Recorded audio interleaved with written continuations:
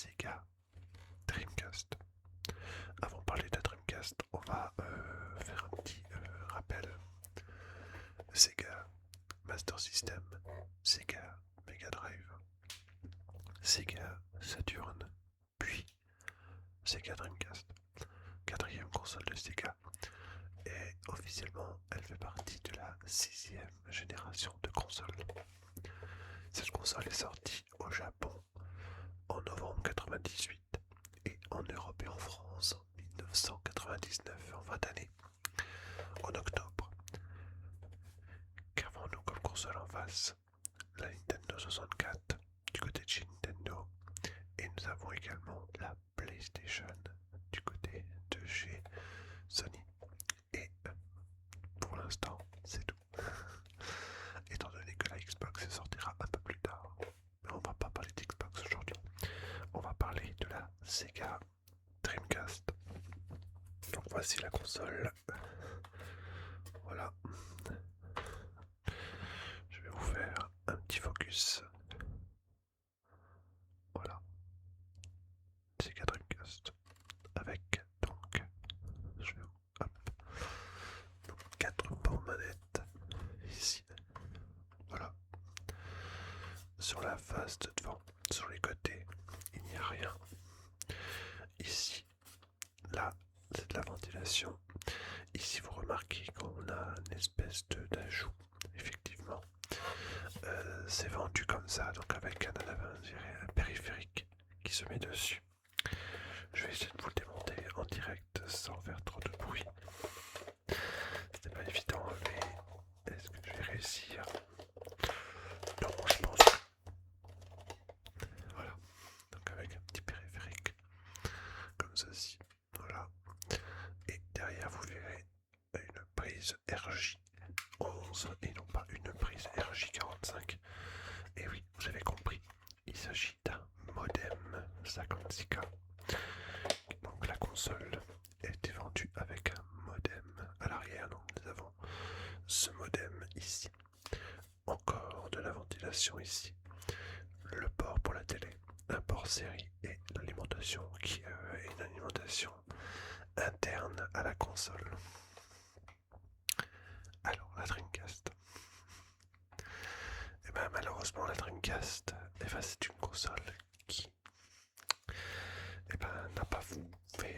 n'a pas très bien fonctionné. En fait, elle avait une concurrence un petit peu féroce, étant donné que on parlait déjà de la PlayStation 2.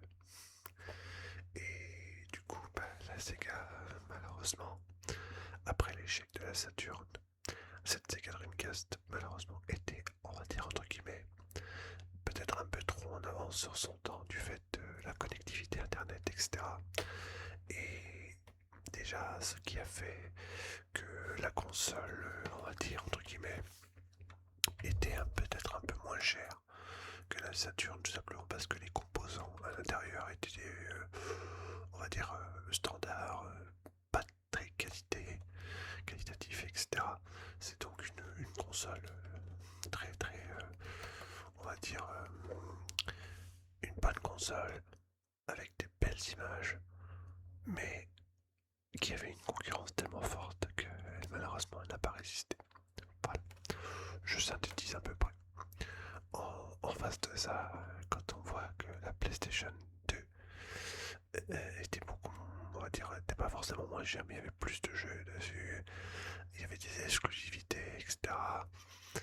C'était compliqué, voilà, voilà, donc c'était compliqué, voilà. Euh, la console, donc les 4 ports manettes au-dessus, on a le support CD.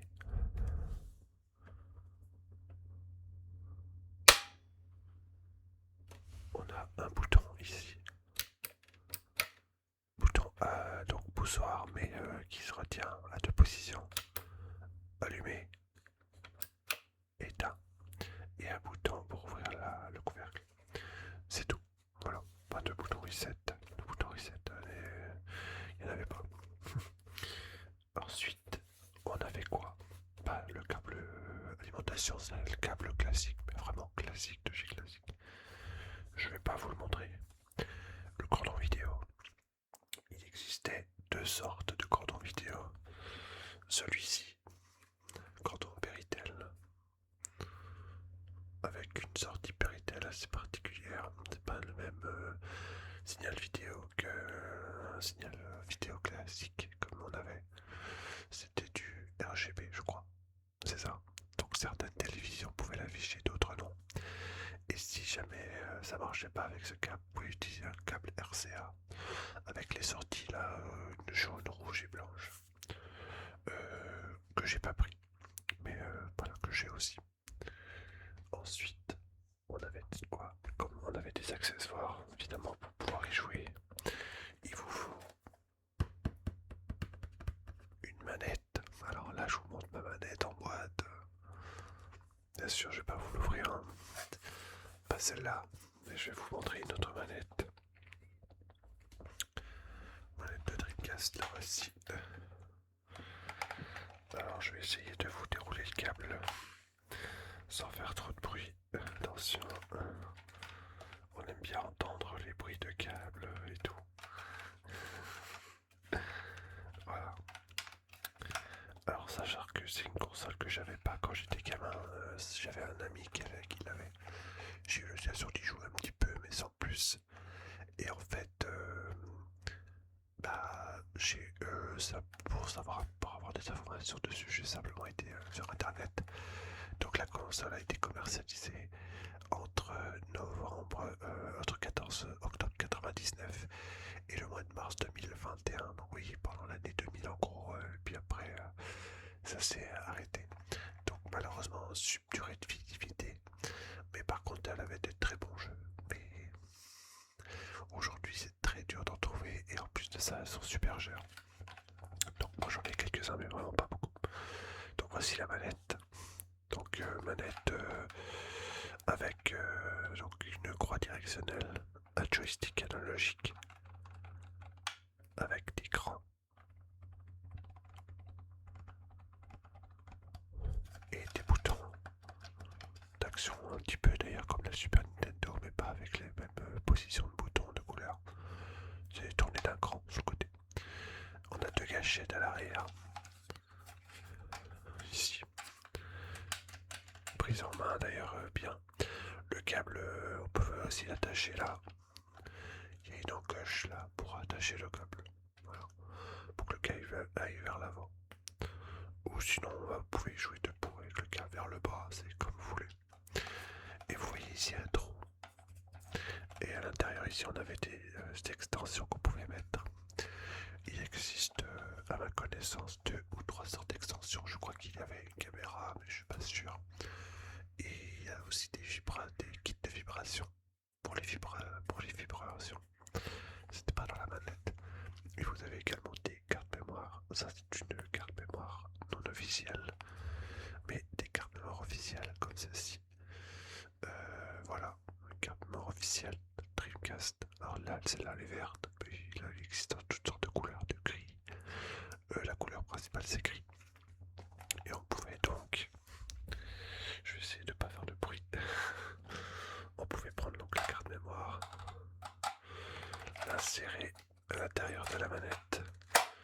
Et vous voyez du coup vous avez un petit écran dessus. Et quand vous jouez à un jeu, en fait il y a un petit logo qui s'affiche sur cet petit écran. Par exemple si vous jouez à Sonic, vous avez un petit Sonic, etc. C'est plutôt sympa, vraiment c'est vraiment plutôt sympa. J'aime bien ce petit truc, ce petit accessoire en plus. Vous pouvez mettre bien sûr jusqu'à 2 cartes mémoire. Moi j'ai pris une carte mémoire générique que je mets à l'arrière. Voilà, on enfile assez simplement et puis voilà. Ça pèse un certain poids une fois que les accessoires sont dessus. Donc voilà pour ce qui est de la manette. Donc une manette avec une bonne prise en main qui me fait un petit peu penser aussi à la manette de Nintendo 64 avec notamment le fait d'avoir les deux côtés comme ça, les deux trucs comme ça, un petit peu ergonomique.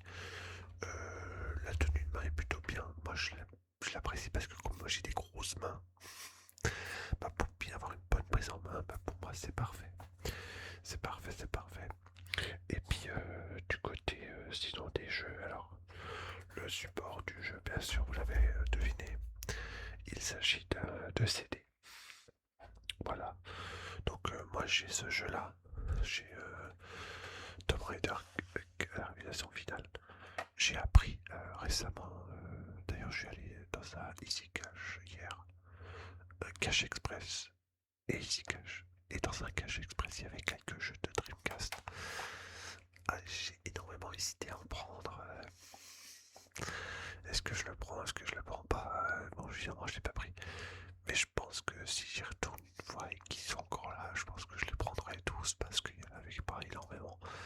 Bon, c'est 10, 20 et 30 euros. Il y avait un Tomb Raider, la recherche de Lara, le 5, en fait, le tâche. Et c'est cool parce que je savais même pas qu'il avait sorti sur Dream. Donc, du coup, voilà, c'est toujours les jeux de Eidos. Donc, c'est une boîte bleue. Alors, le problème, c'est que ces boîtes sont ultra fragiles, un peu comme la PlayStation, du coup. Là, celui-là, il tient bien. Ici, là, vous voyez un disque gravé. Je vais vous expliquer pourquoi. Parce qu'en fait, ma Dreamcast lit les jeux gravés. Et par précaution, j'avais réussi à faire une copie de mon jeu original au cas où, parce que j'avais peur qu'il s'abîme de trop. Du coup, je l'ai conservé précieusement. Donc voici donc ce qu'on appelle un GD-ROM. Voilà, donc ça c'est un GD-ROM, peut stocker jusqu'à 1,2 Go de data sur un CD-ROM de base, mais c'est un format propriétaire au niveau de la gravure, etc. Donc on le voit pas trop, mais vous voyez d'ailleurs, vous voyez une petite partie au milieu là, et le reste c'est autre chose. Voilà, c'est la particularité de ces jeux Dreamcast. Donc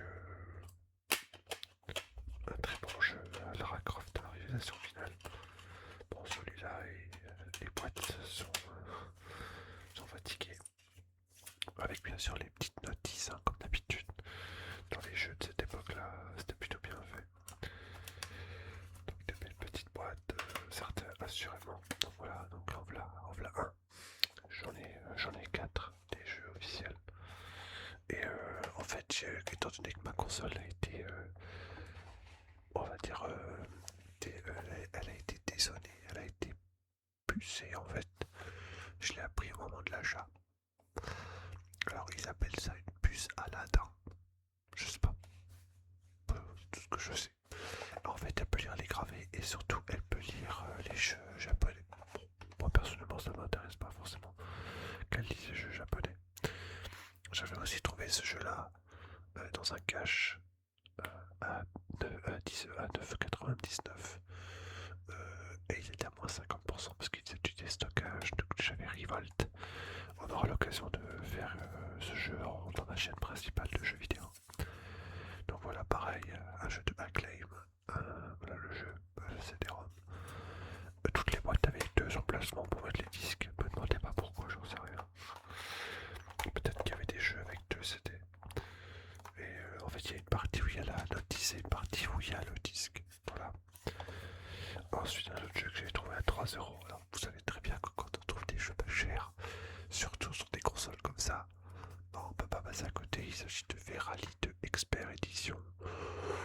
Je l'ai jamais essayé en plus celui-là. C'est pas une console où j'ai beaucoup joué. En fait, je suis surtout content de l'avoir parce que c'est une console pas facile à trouver en état de fonctionnement. Et un jeu dont je n'ai qu'une partie de la boîte, c'est celui-là, Juju Rocket. Donc la boîte est un peu défoncée, enfin la moitié de la boîte qui manque. Mais le jeu est bien là, hein, le disque est là, il n'y a pas de problème. Ça c'est un ami qui me l'a donné, parce qu'il avait ça dans ses affaires et il m'a dit je sais pas à quoi ça sert. Il me dit j'en sais, je sais pas ce que c'est. Moi je lui ai dit écoute, moi je sais ce que c'est. Si tu veux me le donner, donne-le moi. Et du coup je paye une glace au McDo, je crois, ou un truc comme ça. Voilà, tout ce qui est de plus normal. Et puis du coup je vous montre pas mes jeux gravés parce que c'est pas des jeux officiels. Alors du coup je vais vous lire quand même quelque chose par rapport à la Dreamcast. C'est les informations que j'ai trouvées sur internet. Voilà, ce ne sont pas des connaissances personnelles. Cette console, je la connais pas beaucoup en fait. Je l'aime bien parce que c'est Sega. c'est pas celle avec laquelle j'ai le plus vécu de moments. J'aimais beaucoup Sonic Adventure dessus. Faut que je trouve celui-là. Alors je vais vous lire ce qui est écrit dessus. Dreamcast, une console de jeux vidéo développée par Sega, le successeur de la Sega Saturn. Donc là vous avez eu la vidéo dessus. Commercialisée dès novembre 1998 au Japon, elle est la première console de 6ème génération présente sur le marché, avant ses concurrentes. Donc c'est la première de la 6ème génération qui est sortie. Elle est sortie avant donc du coup la PlayStation 2, qui était très attendue, de la main de Sony, la Xbox, dont on a fait la vidéo la dernière fois. Donc la console là elle est sortie avant la Xbox, de Microsoft, la GameCube de Nintendo. Et du coup son nom est composé des mots Dream, rêve, et de Broadcast, diffusé. Elle a été connue pendant son développement sous les noms de Black Belt, Dural et Katana. C'est des noms qu'ils avaient. Contrairement à la Sega Saturn fabriquée en utilisant du matériel onéreux, donc c'était une très bonne machine de la Saturn. Créée spécifiquement sur cette console, la Sega Dreamcast est conçue pour réduire les coûts grâce à l'utilisation de composants standardisés, dont un CPU Hitachi SH4, donc un processeur Hitachi de 200 MHz, et un GPU, donc c'est un graphique NEC Power VR2. Donc NEC, c'était un constructeur d'ordinateur, on va dire ça, un assembleur coréen de PC. D'ailleurs, le PC que j'ai avec mon Windows Millennium, c'est un NEC PowerMat. Donc voilà. De 98. Si la Dreamcast est accueillie assez froidement par le public japonais, donc ça n'avait pas été apprécié au Japon, son lancement en Europe et aux États-Unis est une réussite. Donc finalement, elle a pas mal fonctionné en Europe, cette console. En partie grâce à la vaste campagne de marketing lancée par Sega. Sega avait tout fait pour essayer de remonter un peu la pente après l'échec de la Saturn. Mais l'intérêt que porte le public à la console diminue au fur et à mesure que Sony, et d'ailleurs c'est Sony qui fait que ça a coulé, multiplie les annonces concernant la PlayStation 2. Et oui, malgré plusieurs baisses de prix, le chiffre d'affaires ne répond pas aux attentes de Sega et l'entreprise continue d'enregistrer des pertes financières importantes. Après un changement de direction, Sega cesse la fabrication de consoles le 31 mars 2001.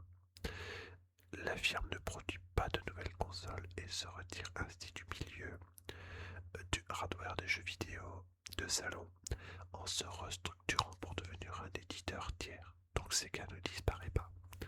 Sega a vendu dans le monde entier un total de 8,06 millions de comptes de Dreamcast. Bon, finalement, la Dreamcast, elle s'est quand même vendue.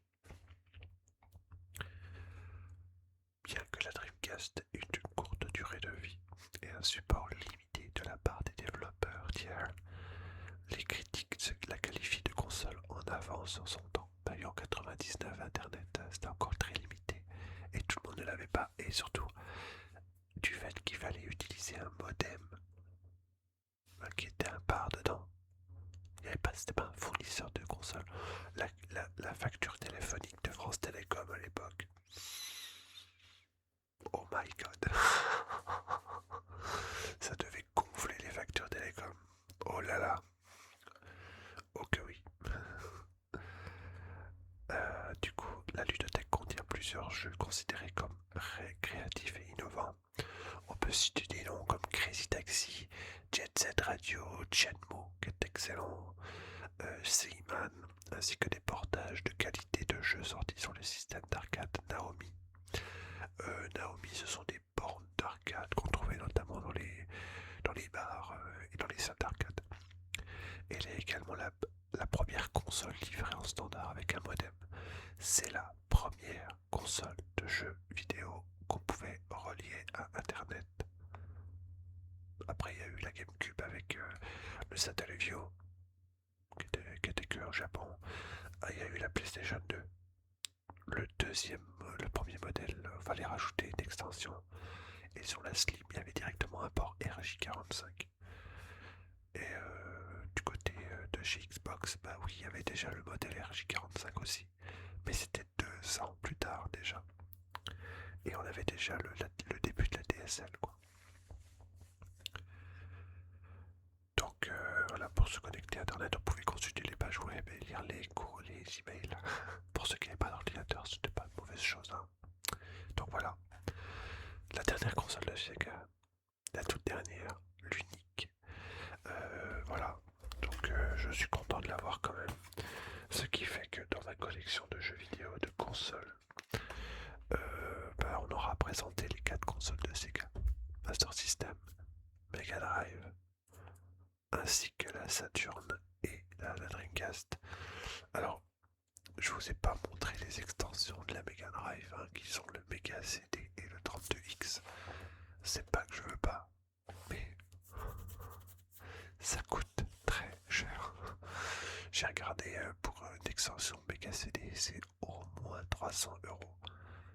Mais le 32X, c'est 400-500 balles, quoi. Donc, franchement, mettre autant d'argent pour ça, à moins d'avoir chez des redonateurs, franchement, sinon, j'irai pas me ruiner pour ça.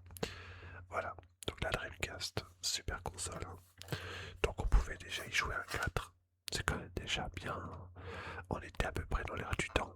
4 manettes, donc Nintendo 64 l'a fait. Sega l'a fait. Sony, il a fallu attendre un peu, hein, parce qu'on ne pouvait pas mettre 4 manettes sur les PlayStation 1 et 2. Il fallait utiliser les multitapes, mais on pouvait quand même le faire. Et Xbox, là par contre, l'avait fait aussi, donc voilà. Ok.